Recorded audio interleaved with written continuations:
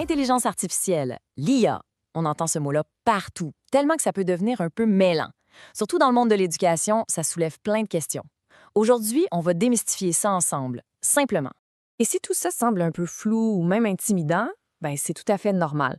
Face à une nouvelle technologie qui change aussi vite, c'est bien correct de se sentir un peu dépassé ou même un peu inquiet.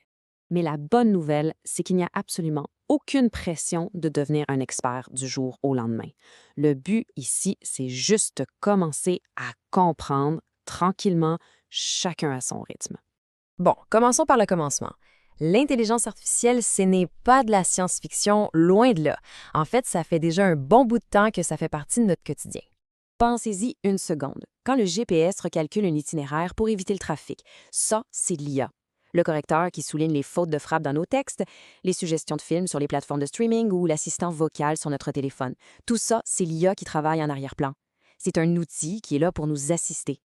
OK, maintenant, allons un petit peu plus loin. Il y a un type d'IA bien précis qui fait beaucoup jaser ces temps-ci. C'est l'intelligence artificielle générative ou IAG. Et c'est là que ça devient vraiment intéressant. Bon, la définition officielle du gouvernement du Québec, c'est que c'est un système qui génère automatiquement du contenu, que ce soit du texte, des images, etc., quand on lui demande quelque chose. Mais pour dire ça encore plus simplement, la grosse différence, c'est que l'IA peut créer du contenu qui n'existait pas avant. Elle ne fait pas qu'analyser, elle produit quelque chose de nouveau. Et c'est là qu'on arrive au point le plus crucial, surtout pour le milieu d'éducation. Il faut voir l'IA comme un assistant et jamais, au grand jamais, comme un remplaçant. Ce tableau l'illustre super bien. L'IA, l'assistant, peut proposer des idées, mais c'est l'enseignant, l'expert, qui exerce son jugement professionnel. L'outil peut générer une ébauche de texte, un brouillon, mais c'est l'enseignant qui comprend le contexte de sa classe et les besoins uniques de chaque élève. Au bout du compte, l'IA ne décide de rien. Les décisions pédagogiques, elles, restent entre les mains de l'expert, l'enseignant. Alors, concrètement, à quoi ça peut bien servir cet assistant-là dans le cadre de l'enseignement? Ça peut être un excellent partenaire pour stimuler la créativité et pour aider dans les premières étapes de la planification. C'est un point de départ, un tremplin.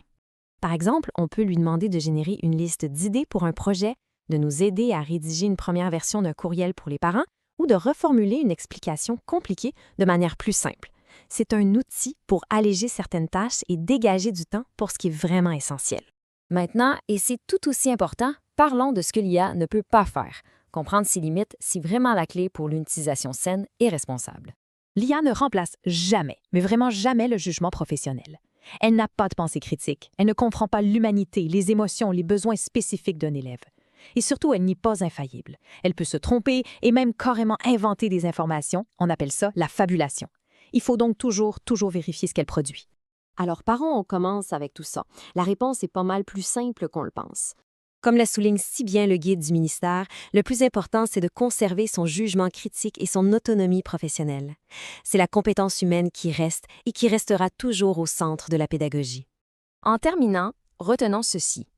L'objectif n'est pas de se sentir obligé d'utiliser l'IAG, mais bien de prendre le temps de la comprendre, d'être curieux, d'explorer à son rythme, sans pression. La toute première étape, c'est simplement la découverte.